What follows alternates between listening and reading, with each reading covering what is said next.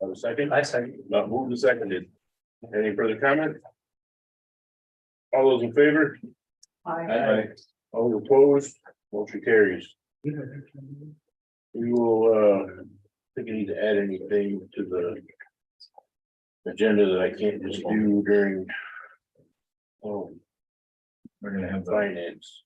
Eagle thing. For the brownfield side of something. At some point. New All right, we're gonna add in brownfield assessment. site assessment, but I don't know when that's gonna get in here. Let's see. Public comment, limited 3 minutes, state your name and your township. Anybody inside? Yes, please. Sheila. My name is Sheila Phillips. I am a citizen of the village of Lincoln and in Hawes Township. My street divides which side of which township you're in. I've got a couple of things that I want to address. First of all, the village is very pleased that the veterans are considering a space in the village. We have approved their site plan. Our planning commission has approved the site plan, as has the council this past week. I was at a meeting last week with Commissioner Johnston and Eagle, and I'll let him tell you about the meeting, but I will tell you that I have signed all the papers to have the assessment on the site done. And my understanding is the first phase will be done in April. So and that's fairly quick. So I am real pleased to see that moving forward. The second thing, well, I have worked down in the old Forest Service building for a lot of years. And I sat on the board that you're sitting on right now for a lot of years. So I know a lot about that building. And I am incredibly disappointed in the decision that this board, not necessarily everybody that's sitting here, because some of you may not have been here when the decision was made, but that this board has chosen not to repair the roof on the garage down there. You have had the opportunity to use that building basically free of charge, other than the maintenance of the facility, for over 20 years, and you can't spend the money to fix the roof when we've been the one using it. It was the county's responsibility when they took over the special use permit for that facility to keep it maintained, not the Forest Service, the county, because the county was the ones using the building. And this is my opinion and my opinion only. But the fact that this board does not want to take and do what they should be doing down there, which is fixing the roof on a building that they have been using, to me, that is stealing from the taxpayers of this country. Because that is owned by all of the people in this country. And the people that manage that building were agreeable, because this board, like I said, not necessarily the people, but the board itself, made an arrangement that they would keep the building maintained, and you're not following through on your commitment to them. And I'm extremely disappointed in that. And furthermore, my understanding is that that building, that site is not contaminated. I personally even had the fire chief come in, because in talking to the Forest Service, the little shed that's used for storage, and 4-H used half of it, and the other half was for yard equipment. That's how we used it. I don't know how it's being used now. But the half that we were using was the half that they kept their hazmat stuff in. The half 4-H was using, it was not hazardous material on that side of the building. So the fact that you're thinking you're passing by when on getting that facility for the county is very disappointing. And I have to tell you, there are, in my community, I am hearing a lot of rumblings from people, and they are not happy with this board. They feel that you're not being fair to the veterans. Now, I understand why you didn't take the original piece of property the council or the DDA had offered. I understand that, but I didn't at the time. It wasn't until the meeting that I had with Craig that I understood it. So just sharing, and please reconsider your obligation to down at that building to take care of it. Thank you. Thank you. Anybody else? Yes. Abby Ann Gonsler from the Heart Lake Community Center, and I'm just here to tell you about our project. We have, we're trying to build a community center library within the village of Lake. Hubbard Lake Small Library is privately owned. It's being rented out from John Abbott. He wants to sell the building. And so we have offered to build a library and a small community center in the village of Hubbard Lake. I'm actually here to solicit funds if you would just keep us in mind. COVID funds, if they're available. Consumers Energy was our last large donation here in January. I can't appreciate them enough. But I think you guys know that Alcona County is an underserved community. I know that the village of Hubbard Lake needs some help. I know that the poverty level in Alcona County is at 16%. And that's way above the state average of 12%. I'm not sure if you know, I was 20 years in education, that 22% of your students will face homelessness by the 5th grade. That's huge. And I know a community center library in Hubbard Lake will help. I have talked to Caledonia Township about their COVID fund. I haven't gotten a response. I would appreciate help on who I turn to, how I can get more COVID funds. It's for the public sector. We're not talking a huge building. We just want a new library and a new community center within the village of Hubbard Lake. We need to keep up to date on this technology. We need to help the kids in Hubbard Lake, in Alcona County, in Caledonia Township. So I'm just asking if you would just please keep us in mind. We have over $600,000. We have asked our community, they have given, and they're tapped out. It's a small community. So I don't know where else to turn. I'm kidding everyone. I've been grant writing. I retired and now I'm a grant writer. It's it's hard. It's hard and it's rejected a lot of times. And when this gentleman gave me money, it was a Christmas miracle, was it not, Mr. Castle? We both screamed in the car. So I'm just, please keep the village of Hubbard Lake in your mind. I mean, we have hit the whole lake. We've started a 100 club. I raised, if 100 families would give me $5,000, we could finish our project. We made $87,000 in a few months. We are making momentum and we don't want it to stop. That's my plea. If you would please just keep us in mind for funding or tell me where to go for funding. Thank you. Thank you. And what was your last name again? I'm sorry. Gonsler, Gonsler. Thank you. Yes, sir. Leroy Perrin, Guston Township. Okay, if I make just an announcement from the ACCOA. Sure, 3 minutes, buddy. Okay, it'll be shorter than that. This Tuesday at 5 p.m. the Alcona Senior Center will be having an evening meal. And you're all invited to come.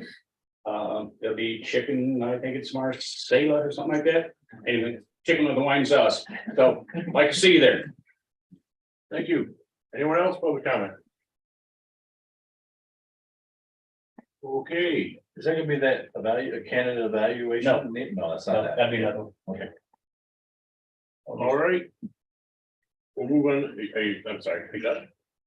So I'll make sure I don't want to cut you off. What? Leroy, Oh, yes, I'm okay, all right, sorry. All right, we'll move on to presentations with Mr. Castle.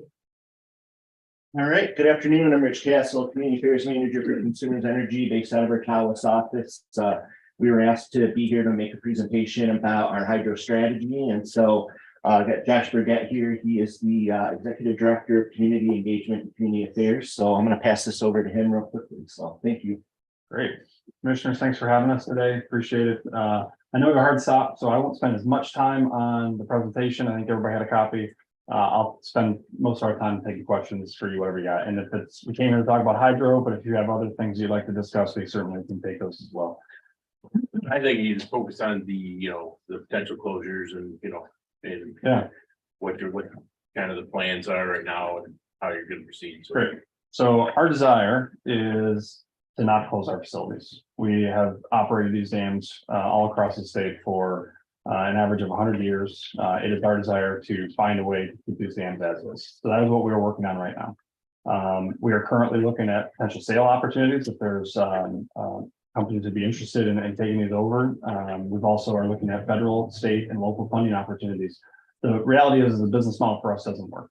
Having the ratepayers and customers of Consumers Energy paying for all the hydro assets that need to happen and all the investments that need to happen is not going to be sustainable. So we're taking that as an opportunity to figure out how can we build a different business model. So we've been spending the last few months. We came to this community last September, October, to just understand where the community was, how the community uses the assets. And we did that across all 13 of our assets. And we worked with public sector consultants. They are in the process of putting together a report for us on all the findings from that. It's a wonderful tour. We learned a lot, and we should have that in the next month. Out of that, we also realized we need more data on the impact. And I'm sure PSC came and worked with many of you or your community leaders on getting really good data to understand what is the economic contribution of these assets in your community. And so we're going to get those reports in the July timeframe. Our commitment is to come back and do a very similar public meeting, the same timeframe, Q3, Q4 of this year, provide a couple different things. One will be an update on our findings from last year. It'll also be an update on our economic contribution report. So you can, so all your residents can see and learn that information. And then also it'll be any relevant updates we have on what we're doing. And that's kind of our plan to come back publicly and talk to your residents. Like I said, the biggest thing we've been working on is federal, state, and local funding. Our plan is to come back up here in the next couple of months to have some conversations on local across all 6 dams on the Osable on are there opportunities, and we know those are limited. We understand that local funds, assessments, they just don't make a lot of sense, but we're uncovering every single rock we can to figure out how can we keep these dams in place. So we'll be having those conversations in the coming months. I don't think I skipped anything of real importance. I think I'll open up for questions that all of you might have. How many slides you got in your presentation? Yeah, like 13. So this, and I'm assuming. I think it's worth just for the public's sake here. Okay. We got 15 minutes. Okay. To go All right. through and just hit the slides and, be. Perfect. So let's, if we can go back to the, I'm not controlling this. So we can go back to the river hydro fleet details. I think that's a good one to start with. To level set everybody where we're at. So here we're primarily focused on Alcona, but I think it's a good thing to understand statewide what we're dealing with. 13 hydro facilities that we own and operate across the state. And it's good context to understand that makes up about 1% of our generation capacity. So hydro, 1% of that, and it's a significant portion of our capital spend. About 60% of our capital spend goes into our long-term projects for hydro. The bulk of that is Hardy. Hardy's our largest dam. We're in the middle of pursuing a $400 million auxiliary spillway project. That is a dam safety requirement for us put on to us by FERC. And it is one of those investments that we're going to ask the tax or the customers of Consumers Energy to pay $400 million for an asset that gives us no new capacity, no new efficiencies to the unit. And honestly, we hope we never have to use it because we're in an emergency situation if we have to use an auxiliary spillway. So that's the challenge that we're all facing. We have huge capital costs to keep these dams safe. And, it's being spread across the ratepayers. We go to the next slide. And then average years, 100 years, is very old facilities. Important to know. We look at a couple different things when we're evaluating this process. Safety is key for us, is an extremely important piece. We want to make sure that our dams are safe. And that's one thing that we were talking to the public is we're talking about all the things that we need to do for dam safety, but it's really important to know your dam is safe. Our dams are being maintained, taken care of with our standards and also with FERC standards to make sure that our dams are safe and residents around the facilities can feel safe around them by the way that they're maintained. We go to the next slide. Environment is also really important. And this is more of a global look for us, but we look at a number of different things when it comes to decisions on what to do with our facilities. And we're always taking into account environmental factors. We look at water temperature issues, we look at river sediment, any other kind of factors that can be impacted by the existence or the removal of our facilities. Go to the next slide. And recreation. Recreation is an important piece of everything we're looking at. And that was a big part of what we were talking to the community about. We want to understand how people use it. How do they recreate on it? And we want to make sure that we have that understanding, so we can continue to support that no matter what we do. If we go to relicense all of our facilities, we want to understand how people are using the facilities so we can continue to enhance those assets for the community. And if we look to remove the assets or at least surrender our license, we need to get to a pact so we can understand how can we continue to deliver those recreational values to the community without the specific facility being in place, or at least us not owning the asset. Next slide, please. I think everybody probably understands the relationship with our regulators, but I think it's important to touch on real quick. We are regulated by FERC because we generate electricity out of these dams. So we are federally regulated. They are the ones who are pushing all the dam safety measures on us. We don't disagree with them. That's just a reality of making sure that we keep these safe. We have to comply with them. And then the MPSC plays an important role because they approve our rates. And all of our capital work needs to be approved by them to be passed on to all of our customers. So those two entities play a really important role in the decision-making and how we move forward. Next slide. We're getting costs. So when you look at costs, the value that these are all 13 of our facilities, all 13 of them, roughly about $13 million a year we generate for customer value. And how you can equate that is if we didn't have these assets, what would we have to go and pay for the energy that these produce? From an O&M standpoint, very close to that. So they cost us the value they give us. The big key component, what I just talked about, is the ongoing capital costs. And that's the slide you can see, or the point you can see there, about $165 million a year for the next 3 years planned. And those will only continue as we have to continue to upgrade all of our facilities. So the capital cost is really our big challenge and continue to maintain these. And to put it in perspective of rates and what it means to customers, about $500 of capital investments for every $500 million is about $70 million each year that gets put to customers, and customers pay for that. So just to understand, as we're talking about $400 million project, Hardy alone would be about an annual $70 million increase for customers pay for. And the next slide, we'll get into Alcona specific. Want to be able to talk to what is Alcona dealing with. And so what you can see here is our actual O&M costs from 17 to 21. We learned this. We didn't start to do this until later in our tours because we started a lot of questions. Well, we appreciate the global look, but what does it mean for us? And that's why we want to be able to show this. So, then we have our forecasted O&M costs, and this is so that people can understand what it costs to own and operate this dam in particular. And then our capital costs. The key thing that I want to show here is the two projects you see there, the auxiliary spillway project and our core wall project. You will see those two things show up in our MPSC rate filing, our electric rate case this year. Planning to move forward with those projects. The core wall is a project for this year, and then the engineering and design for the auxiliary spillway will be taking place with I think a 2027 projected date. So, next slide, please. We talk about future scenarios. That's a big part of our conversation with the public, is just to understand what this can be. And there's a number of options that are on the table. The easiest one is to relicense, and everything kind of continues as is. For the community, there are other options that we can look to sell the assets. If we can find an entity that would want to take these on, and then we would likely have a PPA relationship with them, where we would buy the power back from them, and somebody else would own the asset. We can look at decommissioning and returning the river to natural flow. That is an option. And the other option is some sort of alternative structure, that it wouldn't be a hydro facility owned by us, but maybe there's another structure in place that can maintain all or some of your current impoundment. Next slide, please. And I think I touched on all this. This is the work that I want to talk about of what we've been doing and what we're going to do. So I think we can go to the next slide. And I think the next slide is probably, just our website. And that's where, for all of you, if you're looking for resources or where we're at, all of our latest up-to-date information is at this site, consumersenergy.com/hydrofuture. We will continuously maintain that and so once we publish the reports, they will go up there. We want to make sure that it's a nice transparent place where people can go to get all the information they want on hydros. Questions? The figures on energy production from the dam. Is 3 million a year roughly to maintain. And they think it's at 861,000. Is that how much? Is that, what is that number? Is that, So what does that mean, I guess?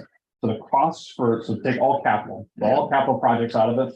So O and M for us to operate and maintain, so all of our normal maintenance, the staff that works it, the operators that are there working on the facility is about $786,000 a year for us to operate the facility. Okay, The value that it provides is $841,000. So the value that the customers receive for us owning this asset. That's the easiest way for us to look at it because it's not just an easy number to say, this is what it is. This is the value that it provides. So we look at the customer value. And so if we didn't have Alcona Dam or another asset, we would have to go pay $841,000 a year to buy that power. right. So currently it's a break even. Yeah, and it's pretty much across the But board. once you start having to do the mandated improvements and upgrades, Correct. So for instance, now if the you look at payback is years. Yeah, if you look at it, like, so the spillway project is a $37 million project. So it gets in the red very quickly, but that's why we're looking at all 13 facilities. Well, as part of the, what is the company that is reach out to the, All respect consultants. yeah, I was participating in a call with those people, and they indicated they reached out to several businesses around Alcona Pond. And I'm saying that right? What's called anyway, around the pond there, and then the people who run the campground.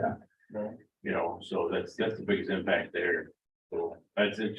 I didn't know that it part of the proposal would be, and I can read this, forgive me, let's start with an alternative structure to maintain the. If possible, we've seen them elsewhere. That would be, just to be clear, that's something that Consumers Energy wouldn't own. We wouldn't be allowed to own an asset that doesn't generate power. Right. So we would have to work, but that's what we're doing. We're working in partnership with all the communities, just to understand what would life look like without it, and how can we help make that a reality. And the other alternative is if we go to relicensed facilities, we want to make sure we're at the table talking about what does the community need for the next 50 years as we relicense these facilities. Anybody else have questions? Yeah, the spillway, or not the spillway, but the other project you talked about. You said you were gonna do this summer? Corewall project, yeah, it's planned for this year. Rates need to be approved for it, so I think we're asking for it this year. We're planning construction. Is that next one of year. the drain, you're gonna have to drain the pond to do that, or is this? You know, Not typically what I understand, and I don't know the scope of work necessarily, but if I remember correctly, what we've done at Five Channels and Cook, you basically bring out like a hammer drill and you just hammer sheet pile to help, beef up the core wall. The core wall is the wall that holds back the water essentially. That's technically the dam itself.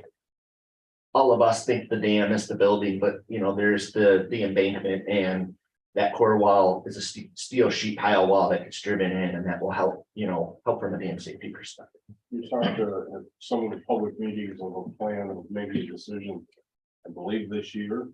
Is that still going forth, or are you guys putting that off a little bit? I would say it's been put off a little bit. I think some of the timing that we thought we were gonna have with this rate case filing has been delayed a little bit. So as you remember, I was talking about Hardy's driving a lot of this, because Hardy's the big elephant in the room that we're dealing with right now. It's the $400 million project. So we're trying to navigate that. That is going to be delayed for at least a year. So we have a little bit of time, but what our commitment has been is we want to make sure we're still working towards this path. And we've decided as a company, we want to find a way to maintain these dams and the impoundments as they exist today. We have to figure out a way to do that. So that's what the team is out doing now, is trying to uncover alternative funding opportunities, as well as looking at all the different options that might exist to help communities keep these. Yeah, So there's 6 dams right on the Asable. correct. Do they all have to go the same way, or? No. No, we cannot say that they all operate independently. I mean, we would likely not. This is all speculation, right? I don't see a scenario where we would take out 5 and leave 1. Having 1 on the Asable and trying to maintain that would be really inefficient, but theoretically, they're all independent decisions. They all can operate independently, and for the most part, the decisions being made independently on each individual facility. But they are connected, so it doesn't mean that what happens with one will happen with all six, but Everybody else? I would just say, I'm from Jackson, glad to be here again, but Rich Castle lives in your community, is here for you. We want to be a partner at the table throughout this entire process. If at any point you're getting questions from constituents or have your own questions, you don't know where to go for the answer, Rick is one call away to get to the right person, the right assets. We want to make sure that nobody's ever waiting for information. We're going to be as transparent as completely possible throughout this entire process. So if you need something, if you're waiting on information, don't feel like you can't get it. You're always one call away. The next report's about August-ish. Yeah, we're going to receive one of them here, hopefully late March, and then we should receive next one in July. So we're gonna do a public meeting around both of them. And I'm imagining it to be probably September, October timeframe, but we'll work with everybody to get that scheduled. Okay, after you, we put this meeting on YouTube, so if anybody wants to watch this presentation, you can refer to that. So, for that. Anybody else? Okay, you guys are good? All right, I appreciate you guys coming in. Yeah. It was a big deal for us, and as things progress, keep everybody in the know, so. Thank you very much. Thank you. We want to do a short recess before we go into our close, or just going to close? I'm fine for this. Okay. Recess when we come out. All right, well then, I'll accept a motion to go into close. But it's still moved, we go into closed session for purposes of which consulting with the attorney. Okay. Who was seconded, all those in favor? Aye. All opposed? Motion carries. Thanks, folks. We should be back in business here in I don't know, 10 minutes. 20, probably. Okay.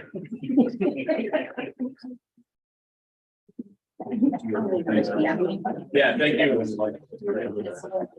I read it down there and got anything. Thank you, Rich. Thanks again for the election and getting me a generator. Thank you. Absolutely. Appreciate Yeah. that.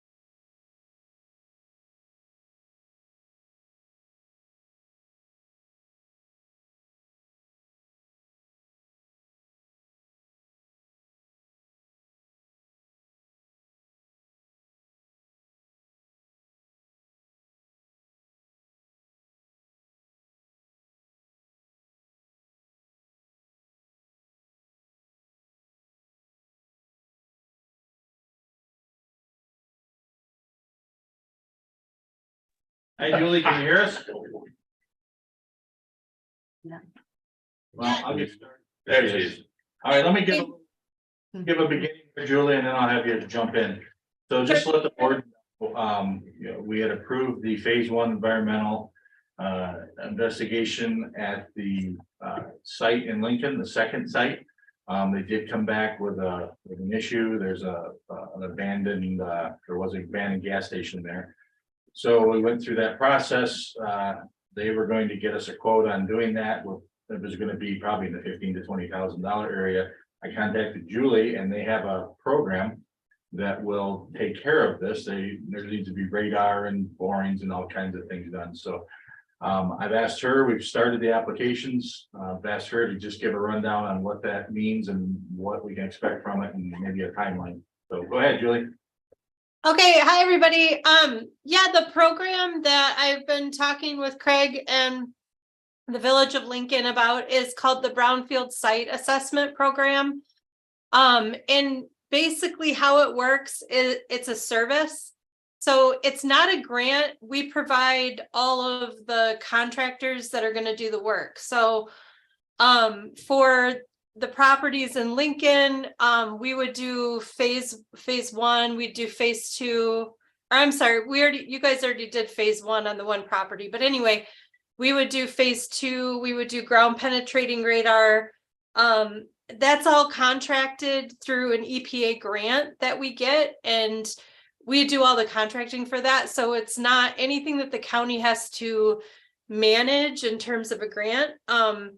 And it'll get the due diligence done on the properties so that we know if there's significant brownfield conditions or what the conditions of the soil, the groundwater, and the vapors look like for future buildings. So it's a really good program. And the timeline is pretty quick. So Craig has been working on the applications. So as soon as we get the applications in, we have to work with our consultant to write, it's called a sampling and analysis plan. And that could start within probably 2 weeks of getting an application signed. And then the work is going to be scheduled. What they told me the other day was probably sometime in April. So we can actually get this going pretty quickly. It's a great program. And like I said, it's a service directly from a grant that Eagle gets from EPA. So we're going to manage all the work and the invoices and the contracts. Oh, I should probably add the phase one, phase two, and the GPR, which is called ground penetrating radar. So all of the work is probably going to take about maybe 1.5 to 2 months to complete. So we should be wrapping up by, I would say by June, roughly. And we had talked about, and you want to look at that other piece of property also, the original piece, while you're there with the equipment? Yeah. Yeah, so we originally met with the Downtown Development Authority to talk about 222 2nd Street, which is the property that Craig talked about earlier, where they did the phase one, and they found that it used to be a gas station back in the 20s. But then just, a block away at 316 South 2nd, we figured, well, we might as well evaluate both properties. Both properties are owned by the village. And that way we can give a better idea for what's there for the veterans to then, choose a site kind of based on the environmental conditions. And so that's kind of where we landed. So we're going to try to do both properties. It's the same schedule for both. So we should be able to wrap it up by June.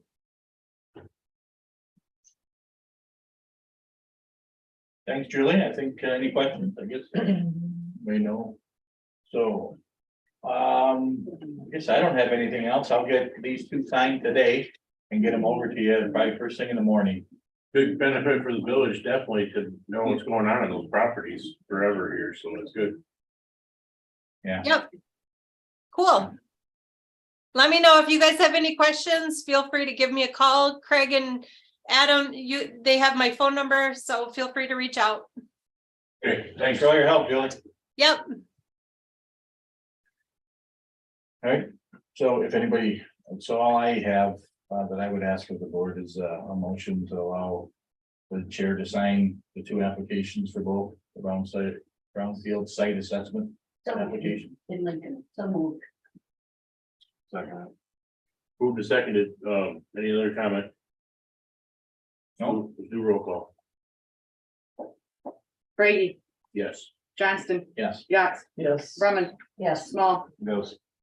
Motion carries. Yeah, we'll get her buttoned up. Good deal. Move on to claims. You ready? Yep, so I make a motion to approve pre-authorized claims and open claims presented for payment between 3/1 of 2023 and 3/14 of 2023 for check numbers 150085 to 150213 and e-check numbers 2068 to 2000 to 2073 for a grand total of $356,937.18. Second. Moved and seconded, any comments? question. On the second page, where is an invoice? And I did not look it up. What, can someone tell me what fund it was drawn from? The one for $248, four things in the bottom.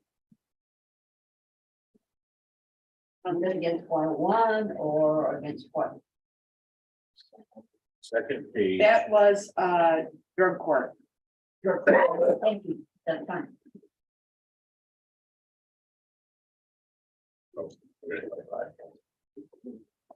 Thank you.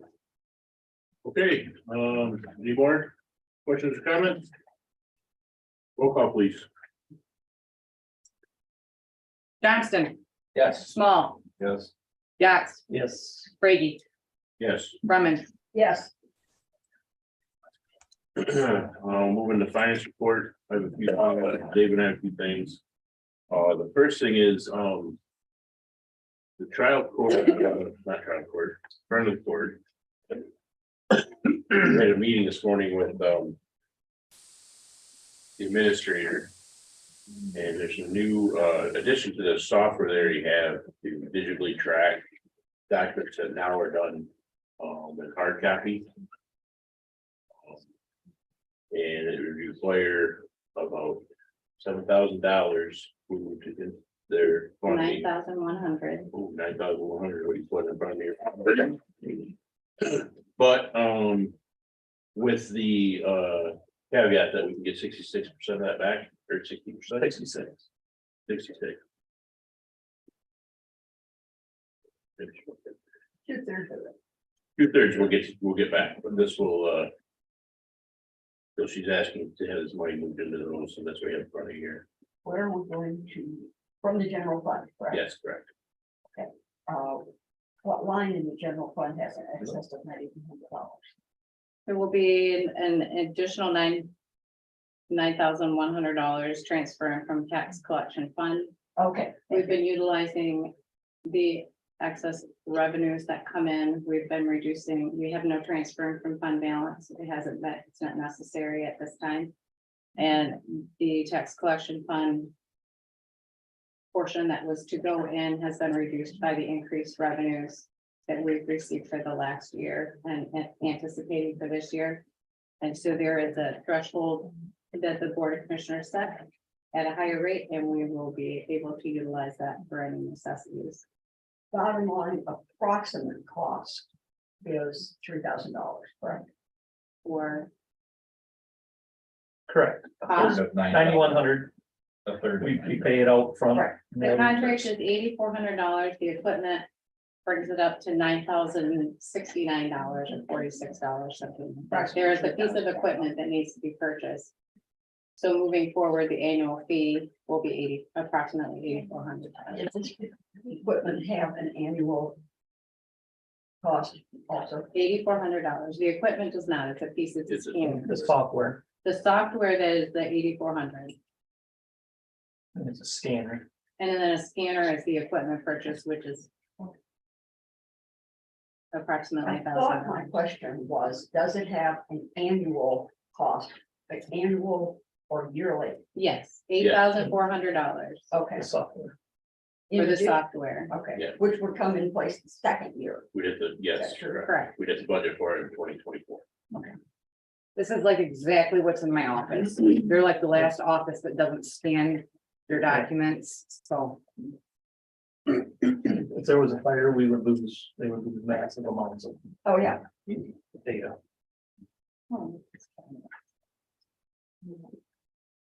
So I'll make a motion to make this transfer I'll second as it. presented. Move to second. Any more discussion? You'll just have to vote on the increase to the bottom line for both funds of 9,100. So the motion is to increase the bottom line on both funds, 9,100. I can do that in one motion. Yeah, okay, And I second it. all right. So with no other comments, roll call? Brumman. Yes. Johnston. Yes. Small. Yes. Yax. Yes. Who did I miss? Me, yes. Great. Need a motion for the full excess out of the extra voter. Yeah. That's the first one. You know, I'm gonna kill a couple things here actually. Real quick. EMS visa. County policy states that, county visas have a $5,000 limit. The EMS visa currently has a $2,000 limit, and the director is requesting that we move his visa up to 5,000 like the rest of the county credit cards. I'll make a motion to authorize, I'll make a motion to authorize the increase. Support. Move is supported. Any discussion? Hearing none, we'll do roll call. Small. Yes. Brady. Yes, Brumman. Yes. Johnston. Yes. Yax. Yes. now you, So I have a motion that I'd like to make. So we met with the security court, district court security yesterday. And we're looking at the kiosks in the front. What we're gonna do, we don't have any maintenance with them right now. So obviously the scanner doesn't work and there's been a lot of issues with it. So we you have three choices, either let it open to the public. We have kiosks, or we have an employee, an officer, checking everybody coming in. So we talked yesterday, and the best obvious option is to go with the kiosks. It's a $1,500 a year, maintenance program with them, and the scanner's $300. So I'd like to make a motion for the $1,800 to continue that. Support. So the kiosk, it's the one that's there now? Yes, yes. And we just need to get it fixed. And they have maintenance on it. we don't have a service contract. There's no service contract with it. So, So there's issues with it and they're not gonna do anything with it. so was there a conversation in the group about the issues being with the people who come in and don't like it? Or did We have have, that? I think the biggest one is that something happened, we had nothing in there and the liability that we had that we do nothing. It overrides with the people that don't like it versus some of the other counties that have officers that check every person coming in. Which we don't have enough officers on the road, let alone sitting in a county for the people that come in. I had a phone call this morning regarding the department system. Someone who had been misinformed on what it really did and what was recorded or not. And once we got clarification, she was extremely, she said, oh, I can see why we need that, you know, but once she knew from my perspective, the tax, don't recall the court cases, you don't do any of those things. She was fine. She said, and one of the things that I would say is we need not only to protect the security of people who work in the building, but the people who come in for whatever their first time is making. It's counted. She's like, oh, yeah, we need to do that. She was very endorsing of what we have. So that was nice. So enlighten me, because I wasn't here when the kiosk went in. So how do they help the security of the building? I mean, you scan your license. Yeah. So you can't get in. Basically, the idea is somebody who wants to come in and hurt somebody would not if they had to scan the license and. But you don't have to see your license. Or whatever. Whatever. Enter your name, right, and serial number too. It's not a. It's not, obviously, Yeah. It's not perfect. to have an officer would be the best. It would slow them down. Yeah, officer, I think is. a lot of money. Nothing's going to. Exactly. A lot of money, very expensive. They're gonna get in. And just opening the door and saying, okay, we're not gonna stop anybody wasn't. Well, that was an option, but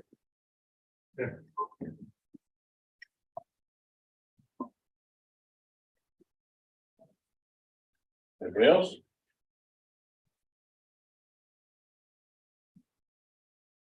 So the motion is authorize $1,800 to, provide for maintenance, provide for the, service contract. yes. We'll find that sometime. Yeah, before we go too far, does John have anything to add to this? Because I'm kind of. The reason why we do the maintenance is so we can make adjustments and make it easier for people to use. If a question needs to be changed, we can do that.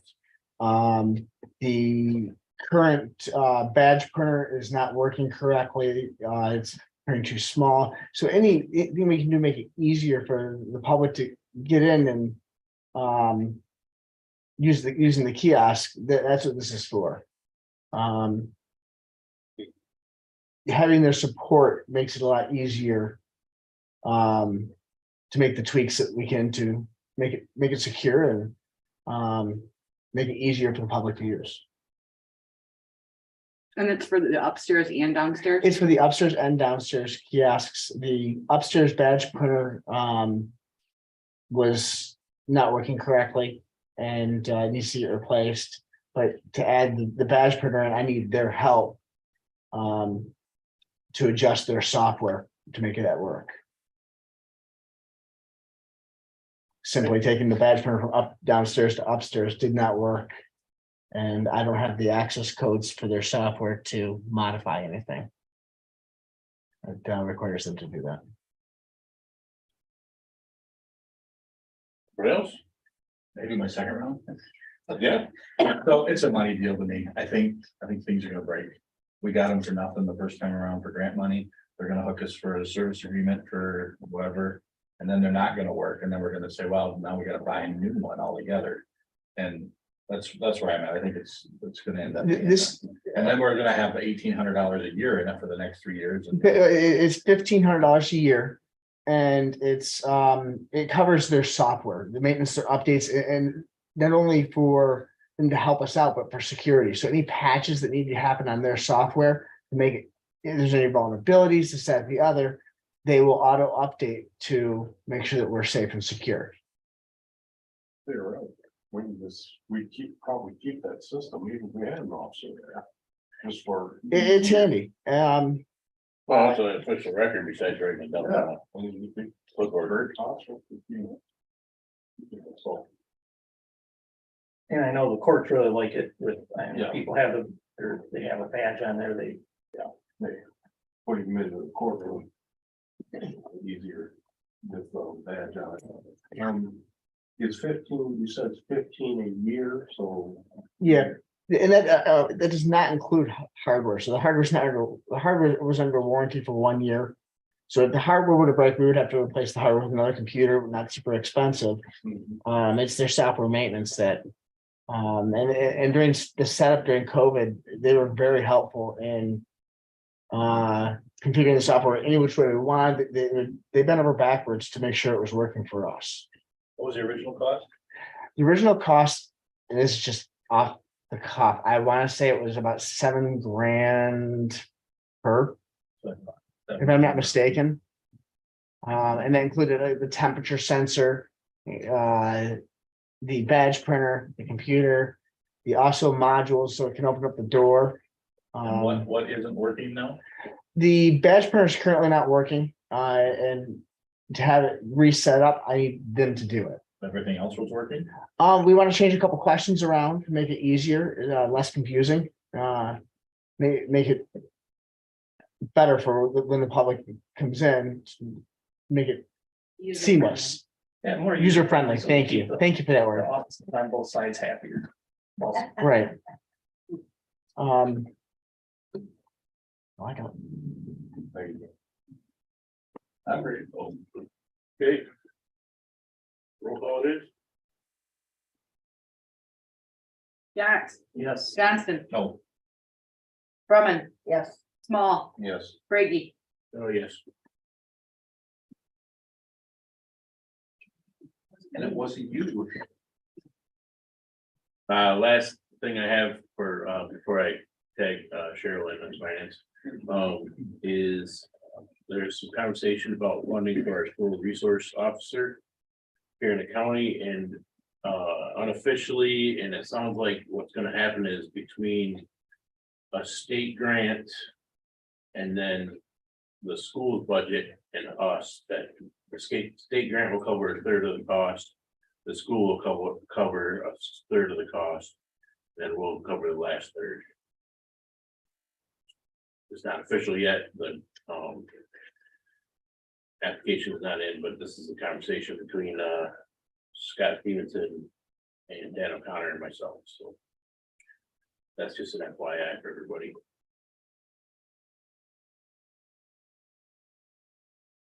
And then Cheryl, is there any other monies we have to kick around?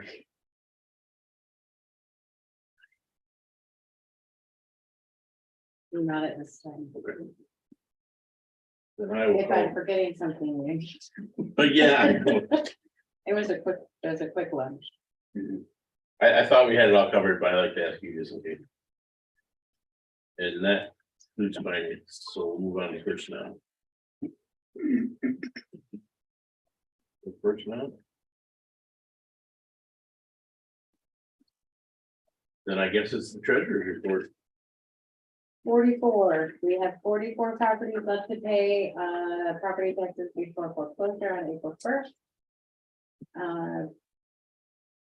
Down significantly from the beginning of the month, we've been in contact, our offices, by contacting the individuals who we can get a hold of.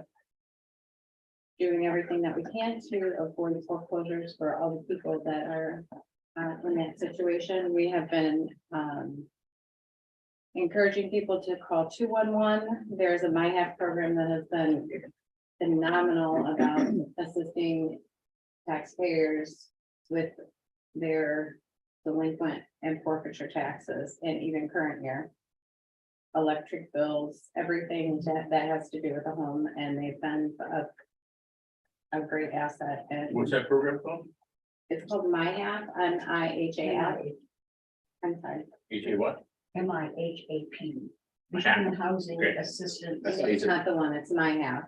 It's a different program. It may be through there, it's MyHack.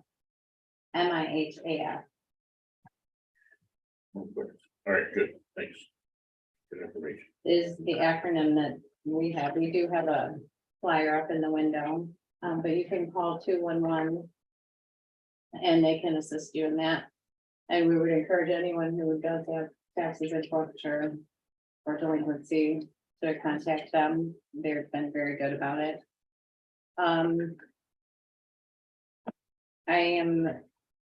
You are correct, I'm wrong.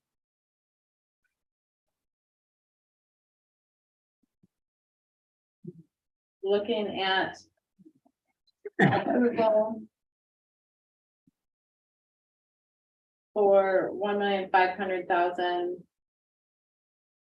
to pay the townships, the county, and all the entities for the delinquent tax.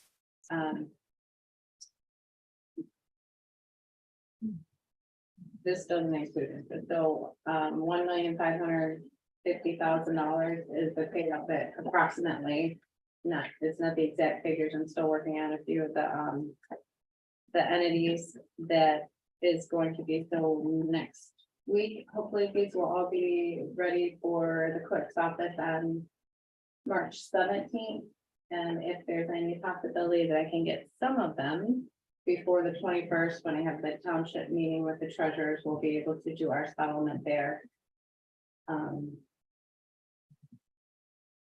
back up, last week, we did have a meeting with the township treasurers, this next meeting, the clerk, the equalization director.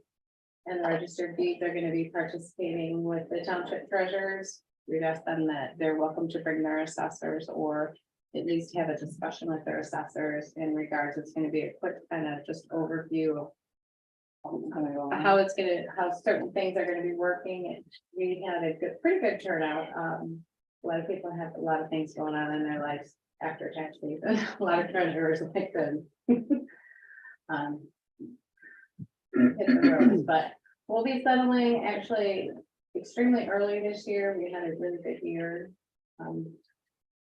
As far as information, and so we're working on a few more training. We have this next week and then another, we'll have another training and then we'll have an official, I have BSNA coming for the tax resident for all the treasurers to look into, maybe enhancing their knowledge of the tax administration program. Do they all the treasurers have the, or not Everyone. everyone? Yeah, we're all up there. Everybody's got it. So we're all on the same page. Everybody, like everything else, everybody has their own way of doing things and some are more adventurous than others, clicking buttons. I don't know, does anyone have any questions for me? I was just kind of giving you the heads up on what we're gonna be paying out of the delinquent tax revolving fund this year, so. And where we are, what we've been working on. Oh, an auditor's April 1st. Oh, yeah, that too. April 3rd, and they'll be here. April 3rd through the 6th, the list you guys all had, and I haven't had an opportunity, kind of cherry pick what you should have, shouldn't have, but you should all be aware. These are your records, you're reviewing the clerk's input and my input of what we do, so, I mean, just familiarize yourself with that, and there are specific things like the, I don't have the list in front of me, I'm sorry. But there are certain things that we will come to you and ask. It's nothing hard, it's nothing taxing, it's just that we'll need from you and you just need to be ready. Okay, thanks. First report. And kind of feeding off of that with the BSNA, it's like taking a report. And Cheryl running it one way and me running it another way and getting two different amounts. So if you're all running reports, and that can lead to misinformation. So that was kind of the start of that thing. I did meet with Spectrum yesterday. They're a ballot printer based out of Kalamazoo for to see about costs and getting the price of the ballots down. The company that we were with before, they were quite expensive, but you paid for their proofing, and they kind of sold out to another company. Their prices got really high. They didn't care about little Oklahoma County. We're not a big, huge order for the ballot. So kind of like a free agent right now, playing the field. So he was very informative on the proposal 2. Basically, there's still no firm answers for the 90s or early voting. Legislature has to still write it up. They're thinking it's going to come back a lot onto the county and weekends and 3 full-time staff to do this, but we don't know for sure. So it would be one machine would be programmed with all 12 townships, and the county would be responsible for the ballots. And I don't know how this is going to work. Like I said, it's not an election year. But the bigger counties and other counties, I think Ottawa County is going to kind of be the guinea pig on this, and then try to see how it's going to work. And it's a confusing process right now. We have that here, we do it. It passed statewide. Well, that's what they're suggesting. Okay. At this point, because we're small. I mean, our township clerks all have full-time jobs, pretty much. They can't be available 9 days in a row for people to come in and vote early. You So- can just drive around with it in the back of yours. Yeah. Anybody wants to vote? Anybody? So It's like, yeah, it passed now and now it's up to the Bureau of Elections Yeah. to make it have to work. So 9 days, right? Is that what it is? 9 days? 9 days, yep. They're gonna put it back on. Yeah, put it in the Hummer. The also started the renewal for our with MMRMA. And so I've already given John his portion to fill out. The sheriff will get his portion and then I put it all into the portal. So we're in the process of the early renewal with the auditors coming to first. In the very first day the auditors are here, we have a jury trial. So they can't go in the jury room. So we were gonna move them down here and we'd have a commissioners meeting. So I have to check with the courts to see if we can use courtroom B. That's all I have. Okay, thank you. Communications in your packet, here's at your leisure. We want to committee reports. Start on the left over here.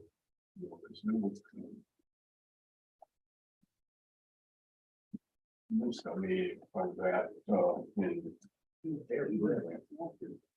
not much to report. They have an interest in things that are happening in the county, of course, but their primary thing is always going to be Head Starts, and that sort of thing. That's all I got. All right, what you do? Just a court security meeting this week. The courts are wanting a holding cell near the courtroom for when they have to go into recess without going over to the jail and meet with an attorney. So we're looking into getting some prices and doing some work somewhere up there. Building department, we have our new roof has a leak. They've worked on it several times. They're working on it right now. I haven't found it. It's under warranty. So that's one good thing. So hopefully Stephanie's. My office looks lovely. It won't be. That's pretty much I have right now. I talked about all my stuff bringing finance, so how about you, Craig? Yeah, I'm good. The veterans stuff was going on and was. Ready for the plant, right? Carolyn, you never disappoint. Oh, I'm glad. Please let you know, Makado's all back. They have all their elected officials sworn in and holding meetings. There's a few appointed positions that are still open, but they're working on. LPC grant through emergency preparedness in the state police. It's been reviewed and signed as a request for application for the grant. Normally, the LPC chair, Ralph Plotz, would sign this, but due to health issues, the signatory refers to the vice chair. But it is signed, it is ready to go in. You have to, like so many of the grants that we do have, you have to apply to get the grant. But you have to apply for the grant, and then you end up applying for the grant. Met with MIDC administrator, Michigan Independent Defense Council, Bill Fleischberg, to discuss the 23-24 program and preparation to meet last Wednesday with the MIDC regional manager and Bill. Barb, who is the MIDC regional manager, discussed our joining as, if you recall, I brought this up 2 months ago, 3 months ago, I'm not sure which. Anyway, she's very concerned. Talked again about us joining with other local MIDC, county MIDCs in an authority group type of thing. Further discussed the potential cost if the state had to come, if we did not have adequate number of attorneys, if 1 left or 2 left. If we do not have the adequate number of attorneys and are unable to function as the MIDC is supposed to function, the state will come in and take it over. If we were with an authority group, we could utilize one of the attorneys from one of the other counties because they would all be part of this authority. When I talked before I came to the board, if you recall, our managing MIDC administrator, Bill Pfeiffer, really likes it the way it is. You indicate you like it the way it is. Our attorneys who are MIDC people, they like it the way it is. And, no one from Alphaba County is saying, I'd like to change. But I do want to make you aware of that risk that is out there. And here's the risk. The entire cost of the MIDC program, if we defaulted with attorneys, would fall on the county. Currently, the county pays $41,300 some odd dollars for our share. The entire cost of the MIDC package or MIDC fund is almost $164,000, making the state share $120,700. This means that our share is about 34% of the total cost of the MIDC program. If our system were to fail, we would take over a program that costs $163,000 and would probably cost more because they would charge us for driving from Lansing up to here, possibly, at least for 1 or 2 cuts. I'm not advocating that we change. Nobody in Alphaba County that I know of who is connected to the program is advocating a change. But we need to recognize there is everything we do, there's a risk to it. And we don't see our attorneys going anywhere. They're happy with what they have. I think everything is going very smooth. So anyway, you now as fully informed as I am. That may have more. 911 Authority Board met last week, routine meeting with 16% of the year gone. Their expenditures are 13.65%. They have one new dispatcher who is just completing his training. They are taking $45,000 from their fund balance and creating a separate line item within fund balance. Those dollars are going to be utilized for retirement payout so that when they have somebody retire, so they don't have some lump on their revenues or on their fund. ACCOA is moving forward. They're having a dinner this coming Tuesday, as Mr. Perrin, the ACCOA board chairman, shared with you. They'd love to have you come, and I suggest that you consider going. I'm even going to suggest enough that any elected official in Alphaba County who wishes to go and makes a reservation by Friday before the ACCOA closes, I will pick up your tab. You're gonna be there? Sure. What we have? Oh, yeah. It will begin about 4 o'clock. 5 o'clock. And that's day after tomorrow. No. No, You have to have your reservation in. Oh, It's next okay. Tuesday. Next Tuesday. Yeah, because putting your reservation in on Monday is not fair to them. So you have 48 hours to put your reservation in. So, okay. I will let me know, or when you make your reservation, indicate that you are an elected official, and I will see that you get a little token, a little card that you can present rather than pay the $3 or the $6. You want to take Friday, I'll cover. They want chicken. Is this the courthouse, Carolyn? Are they all elected? Elected. Yeah, that's asking, are you including all the elected officials?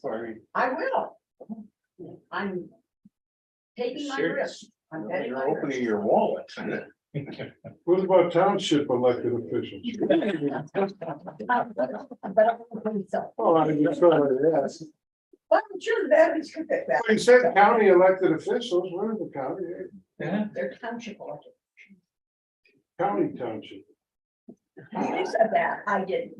So, moving on. Hey, I'm just trying to get a free meal. The opioid committee has set Tuesday, April 4th at 3 for our next meeting. We are moving forward. We have 2 things that we are going to put in place that we decided on. The first is a flyer that's going to be available through a number of places, but primarily through EMS and through the sheriff's department on utilization of Narcan, what to expect, how you can get it, and so on. The other thing that is going to be made available, one of the challenges for drug court is getting there are people evaluated. There are not that many evaluators, but if you've got the money, you can get it done. Money talks. So one of the things we are going to do is perhaps set, I'm saying 8,000, maybe 10,000 aside to get these evaluations caught up. Right now, they're waiting up to 6 months to get somebody into drug court because they can't get this evaluation done. So the committee feels that would be a beneficial thing that we're going to do for this year. We may not do it for future years, but we'll evaluate that. We'll see what this does and then move forward. They're about $500 for each evaluation, approximately, depends upon the situation and challenges and so on. But and other than that, I've been twiddling my thumbs. Very much. Get a part-time job so you can pay for Oh, okay. Yeah, I got some people. Can I drive your back? Baby? Okay, we'll move on to the last section of public comment, 5 minutes per person, identify yourself in your township. Anybody in house? Yes. Hi, Lisa Turek, Harrisville Township, just a couple things. One, I think the security system in here is a little silly. No one wearing a badge, a paper thing on their lapel is gonna make me feel safer that they came through with a little paper thing on. Somebody feels safer about that. But you only have to answer a question if you know that there's no guns allowed in the building. Well, anybody can press, sure, I know it, and still carry one in. So unless you're x-raying everybody, you can't know that somebody doesn't have a gun. So the system is a little bit silly. It's not even really either no or yes. It's kind of somewhere in the middle that we either need a really good system for the people who need to feel safe. You know, I understand the court for sure needs to feel safe, but for people going to the clerk or the treasurer or any of these other businesses, it's a little bit silly, but in my opinion. Second thing is I'm driving home yesterday on Monday and somewhere around is the Birch Run or Frankenmuth, huge billboard on the side of the road. Discover Alcona County. And I was like, did you guys pay for that? I thought, man, did the county pay for a big old billboard? And I thought, who would pay for a billboard? Honestly, it's a map of Michigan with a little boat or something around Alcona County, says discover Alcona County. It caught my eye because I was like, you never see anything that says Alcona County on the freeway. So I wondered who put that up. It was not in our bills that we approved. No, I didn't see it in the bills, and I thought, I wondered, so did the state pay for something like that? I believe it was a chamber of commerce. Yeah. They drain their. Did they really? Oh, wow. Yeah, I was surprised. I just had never seen, I've just never seen anything that said Alcona County on the freeway. So that was it. Just wondering where that came from. That's it. Anyone else? I have, go ahead, Oh, Mary. I yeah, have Mary. questions for Carolyn, but. Mary Weber, Mankato Township. I am addressing a public comment made at your last board meeting. A citizen shared he was sadly disappointed local papers were not in attendance at the February 28th ACCOA meeting. He mentioned the Alcona County Review, the Alpena News, and the WPKB, sharing he hated to call us journalists because we make most of our stuff up. That journalists report the facts, whereas we omit things. And when it comes to stirring up trouble, we were there to add to the fire, but not around to report the good that is being done. This citizen felt recent articles were a disservice to the ACCOA board, and he asked this board of commissioners to admonish us. The medias he mentioned are honorable, time-tested, and worthy of reporting the facts. And it makes me wonder how all three divisions of the press got the information at hand wrong, adding to a fire the entity created. I take his attack on Alcona County Review and the work I have done personally, as you can tell. The Review is a small independent newspaper without resources to attend every meeting or event in the county. Yet we strive each week to inform readers as much as we can on a variety of topics. We never hesitate to share the joys in this county. We have informed readers about the unprecedented grant amounts, residents reaching the grand age of 100, the joys of a county fair. We have been diligent in promoting Alcona County for over 100 years. As a newspaper, we must also report on upsetting things. Disasters, fires, tragic accidents. And the uncomfortable restlessness of a community in stress. And we do it all with the utmost professionalism, passion, and truth. For 16 years, I have been devoted to writing factual articles about what goes on in this community. And I take pride in my work ethic. I strive to be unbiased, giving all sides of each article consideration, thought, and effort to confirm information I have is correct. I should not have to defend my work ethic or my profession. But since that public comment, I have been asked by a commissioner if I will be attending any more ACCOA meetings, making it feel necessary to comment. For the past 3 years, maybe even 4, as a journalist, I have witnessed every ACCOA meeting, either by attending in person, via Zoom, or on YouTube. And I've written numerous articles.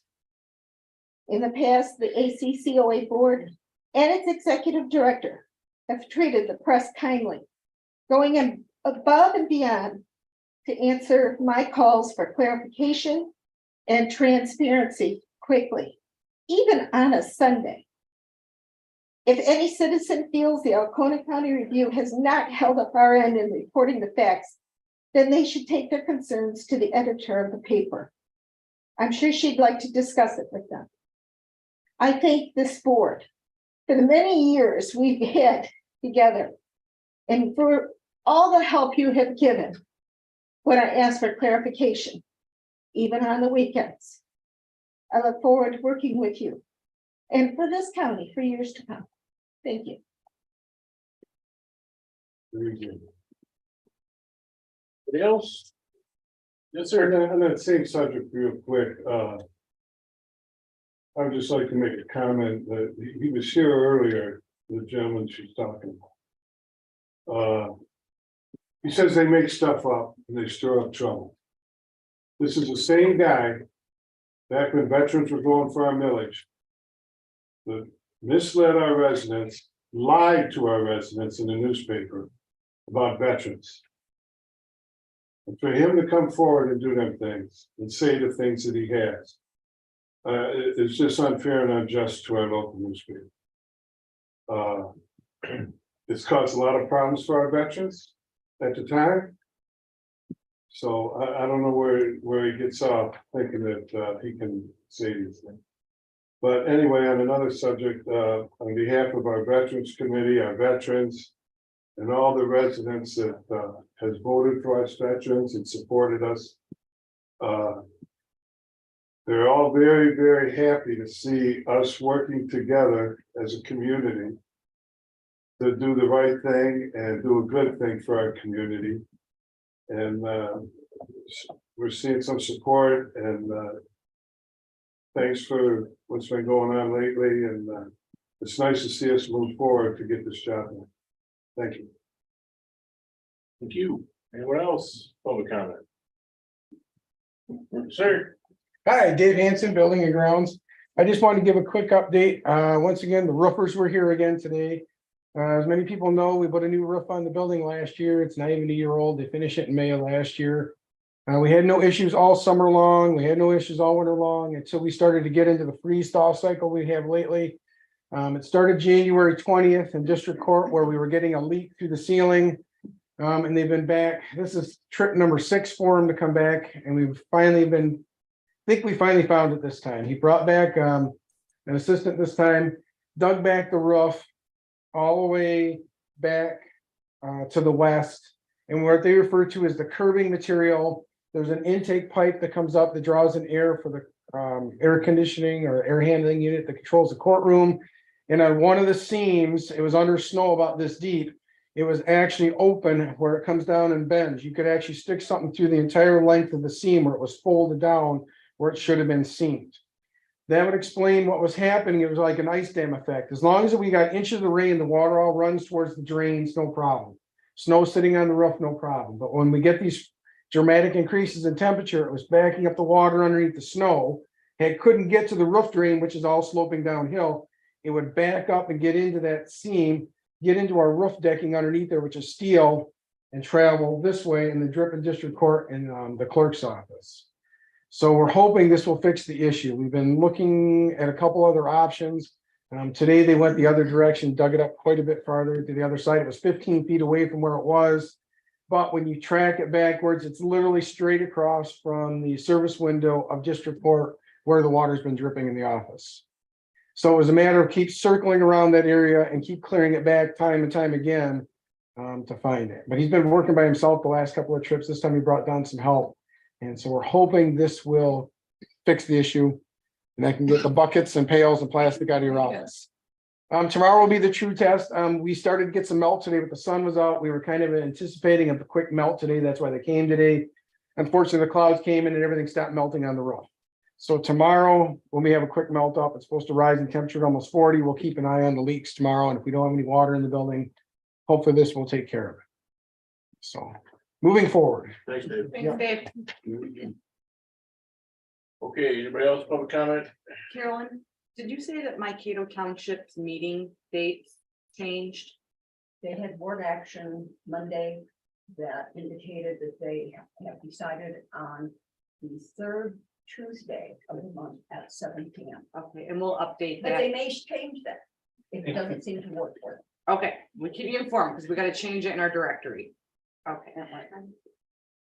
What time? You said 7, Pardon me? what time? 7 p.m. Okay. And then I also just had a quick question on that MIDC authority group. Is this maybe a bigger concern in smaller counties, maybe spread across like the UP? Montmorency, Skoda. I don't remember what the other one is. But north of us, the Our little 26th Circuit Court? Okay. Okay.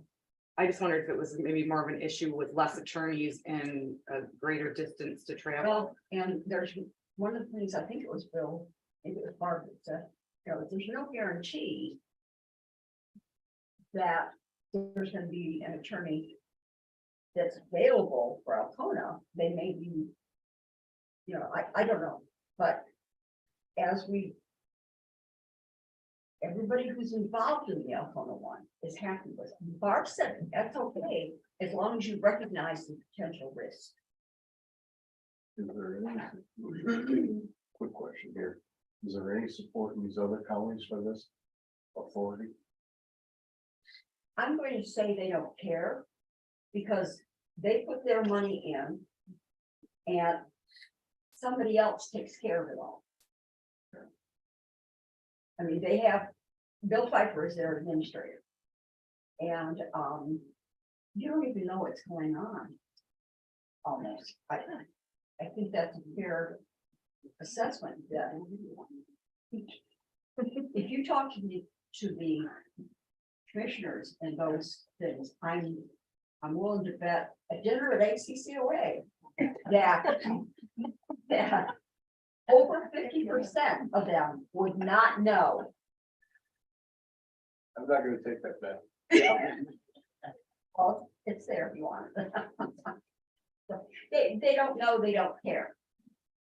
And that's okay. That's the way they want to do it. That's okay. They're protected, they're safe. They've got backup. Now, it also could cost you maybe a little more money, but I don't. The 41, actually, no, because the 41,000 wouldn't charge. And that's what we did. Move to. That's what we did last year, and I'm guessing it's what it would cost us next year. Any other commissioner additional comments and concerns? Hey, if you get bored, come on down to Standish. Friday and Saturday, there's a robotics competition at the high school. It's Toolcat's first outing this year. We have another one in probably 2 weeks. So it's a fun time, cool stuff. Are you buying dinner? Huh? No, I am not going to buy dinner. For any official. And that being said, we'll adjourn the meeting till April 5th.